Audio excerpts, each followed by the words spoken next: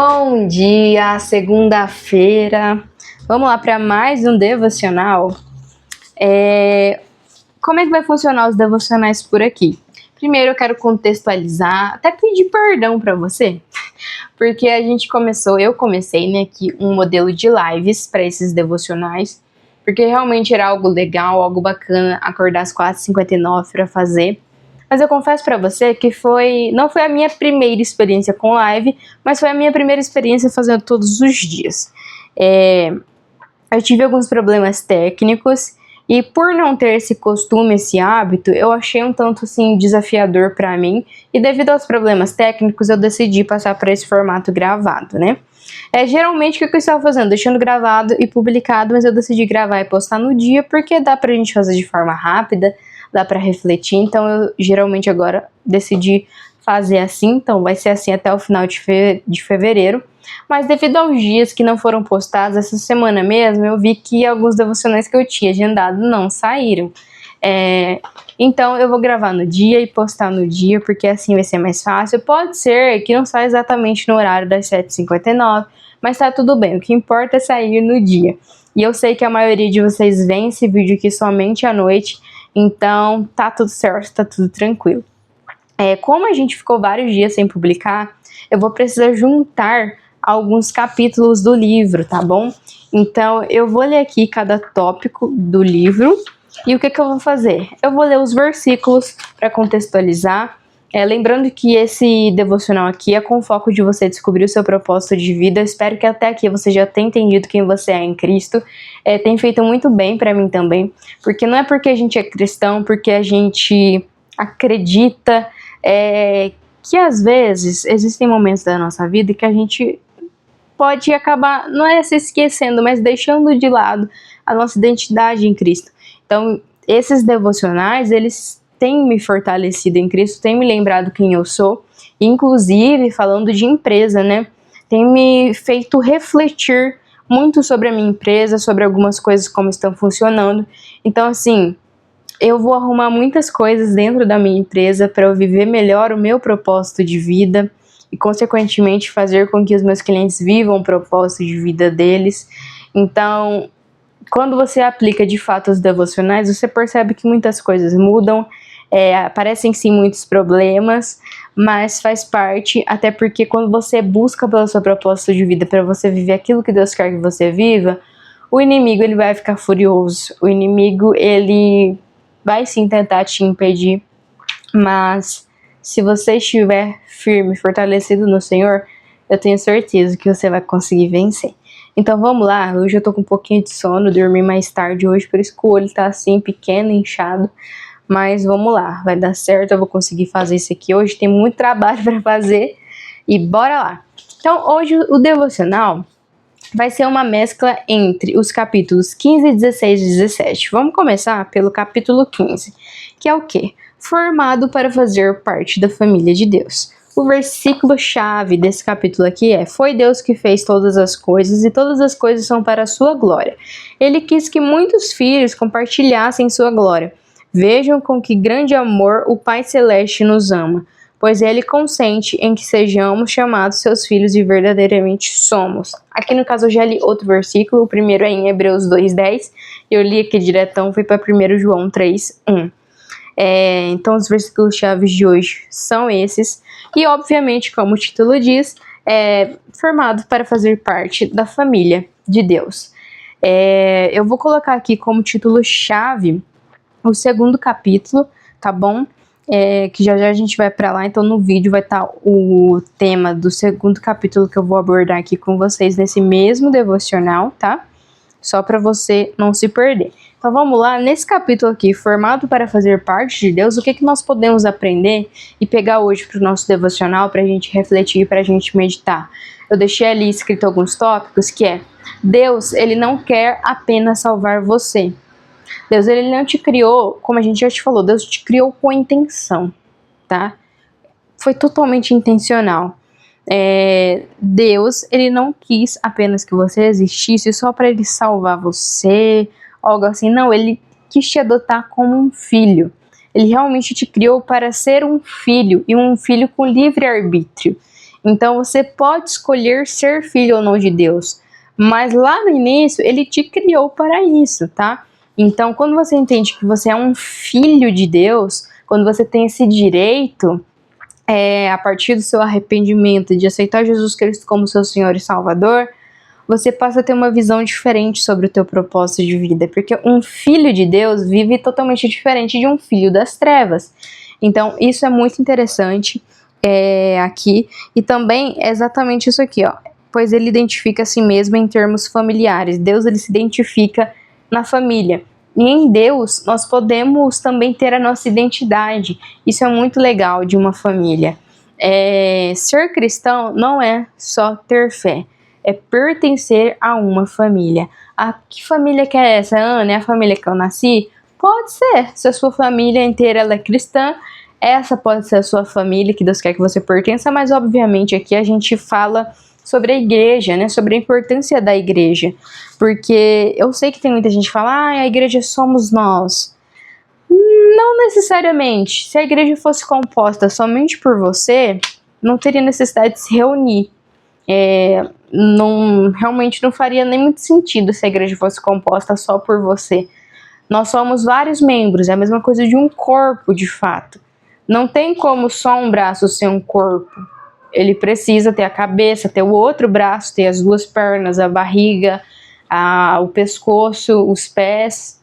Precisa de tudo, senão não é um corpo, pelo menos não um corpo inteiro, né? Então não adianta você querer se isolar usando essa desculpinha. É claro que nós somos sim a igreja. A partir do momento que nós saímos da comunidade, igreja local, física, templo, aí sim nós somos igreja no mundo, nós somos igreja para fora. Mas não é desculpa para você deixar de se reunir com a sua família. Até porque se você, eu não vou para a igreja porque lá as pessoas erram.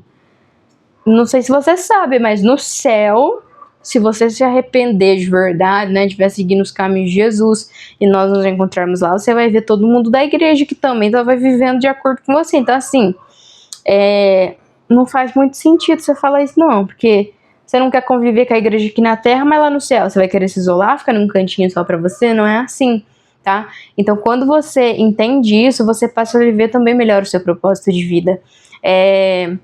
Porque na igreja você consegue desenvolver talentos. Eu não lembro se é nesse, eu acredito que é no próximo capítulo que a gente vai falar disso também. A igreja ela é um excelente lugar para você se desenvolver. E o próximo tópico que eu deixei aqui sobre esse capítulo de formado para fazer parte da família de Deus é: sozinho a gente enfraquece e em família a gente cresce. Então, estar com os nossos irmãos vai muito além de estar lá reunidos só para cantar Santo Espírito, tu és bem-vindo aqui. Não. Quando a gente está fraco, geralmente a gente precisa de alguém para nos levantar. Infelizmente, eu concordo sim com você que a maioria das igrejas hoje não fazem isso. Acredito que, para nossa infelicidade, 70% das igrejas não fazem isso. De onde você está tirando essa informação? É realmente algo que eu percebo, tá? Posso estar errada, não fiz uma pesquisa ali. Mas assim, a cada 10 igrejas, 3 realmente você percebe que cuidam ali das suas ovelhas, né?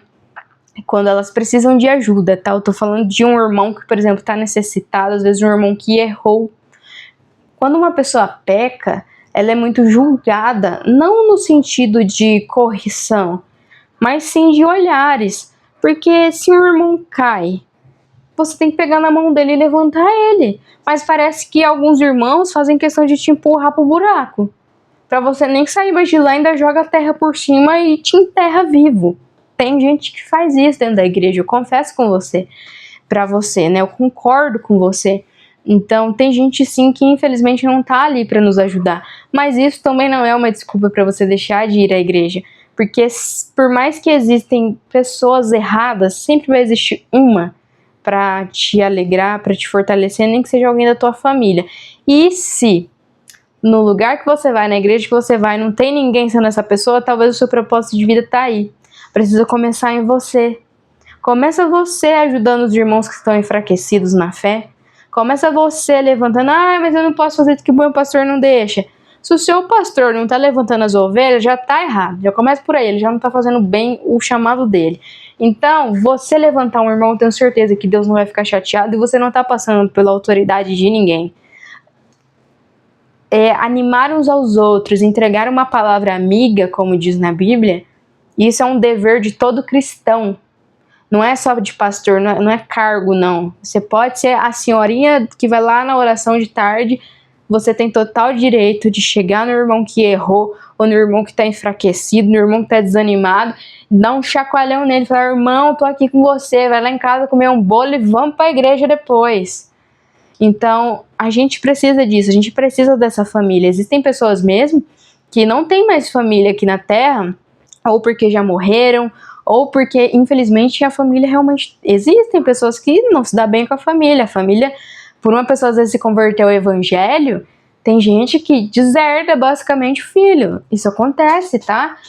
Não só como no cristianismo, né? Falando aqui de protestantismo, da igreja católica, do catolicismo, mas também outras religiões.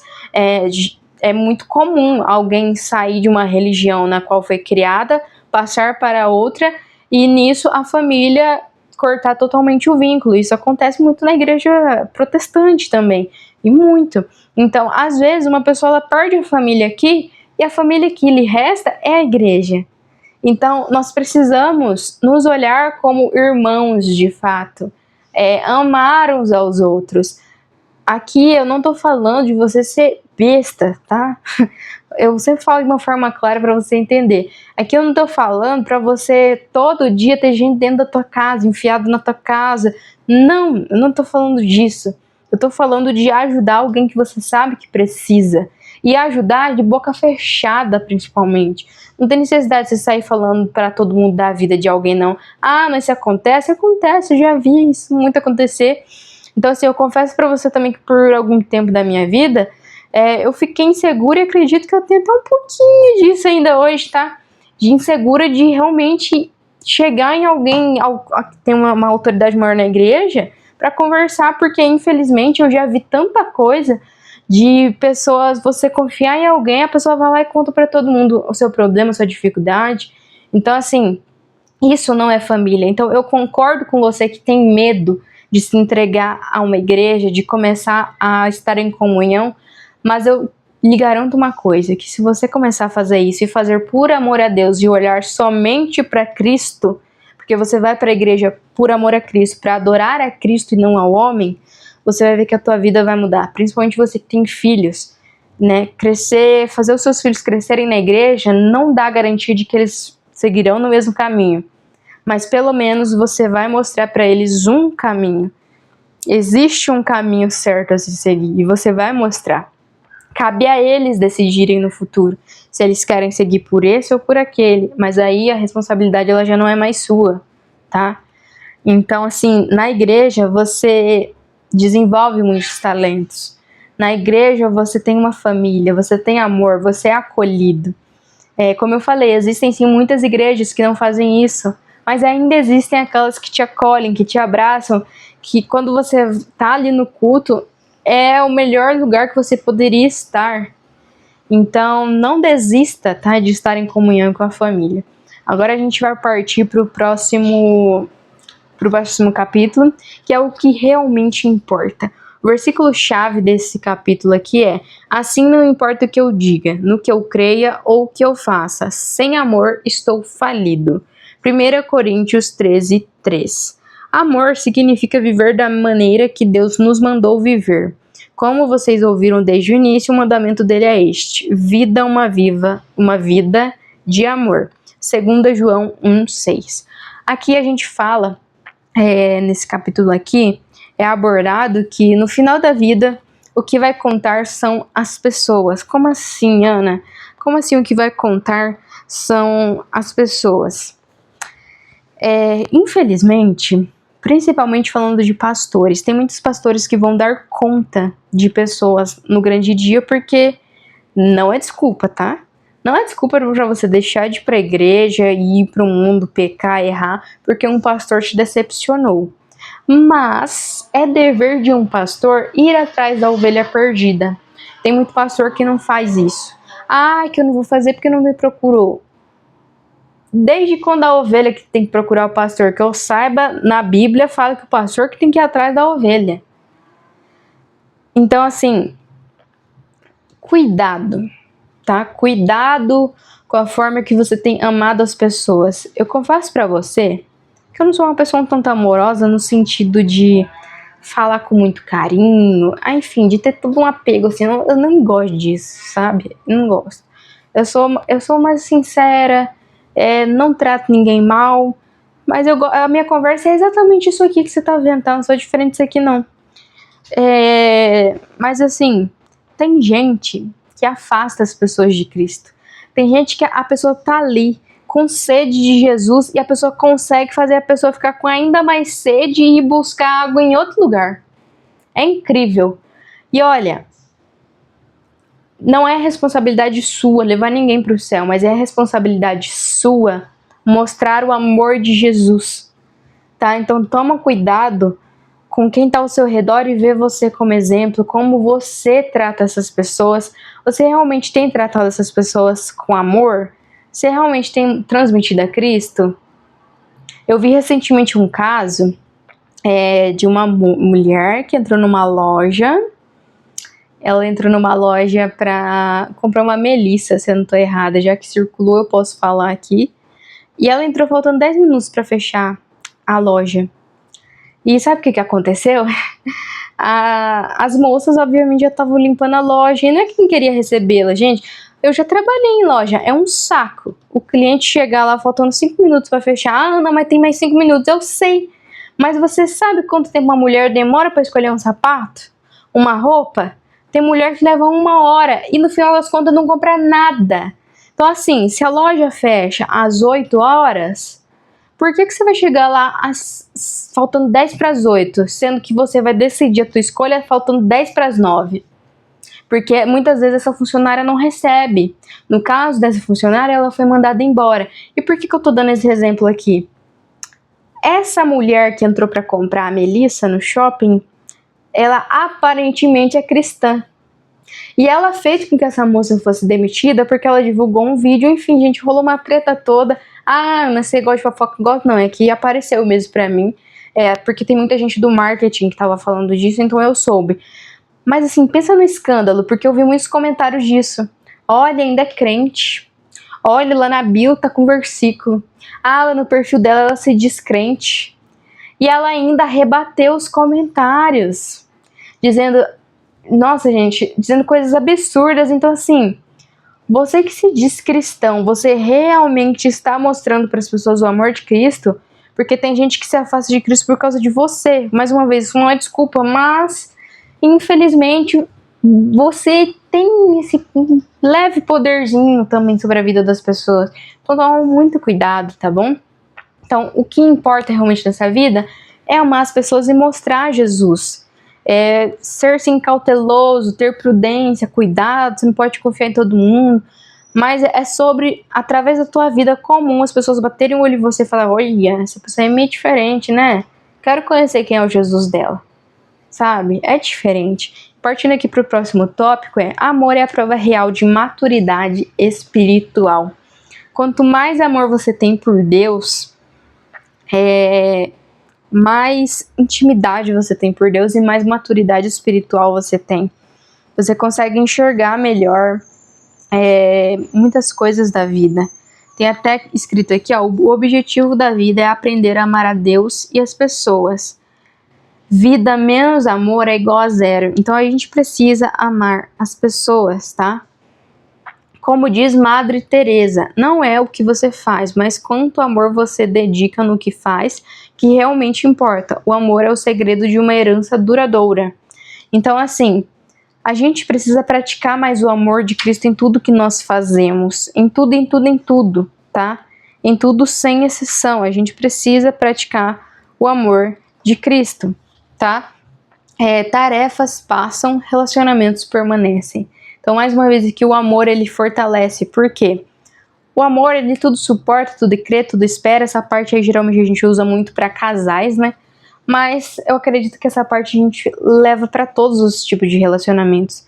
Existem coisas que a gente vai precisar suportar. esperar é chato, mas precisa. Tem pessoas que são mais difíceis. Tem pessoas que são difíceis e ponto final. Não adianta você esperar que uma pessoa seja uma coisa se ela é outra. Não adianta você, não, fulaninho aqui vai ser perfeito, vai ser, então ele não é. Olhe para quem a pessoa é e ame-a como ela é, tá bom? Você precisa aprender isso, eu preciso aprender mais isso. E o quanto antes nós aprendermos isso, melhor a gente vai conseguir viver o nosso propósito de vida. E agora aqui partindo para o próximo tópico, né? Para o próximo, na verdade, capítulo, um lugar ao qual pertencer. O versículo-chave é: agora vocês são membros da própria família de Deus e cidadãos do país de Deus, e pertencem à casa de Deus como todos os outros cristãos. Efésios 2,19. A família de Deus é a igreja do Deus vivo, a coluna e o fundamento da verdade. 1 Timóteo 3,15. Então aqui, o que a gente vai entender? Que a igreja, ela não é um prédio, a igreja é gente, como eu te dei o exemplo. Imagina um corpo.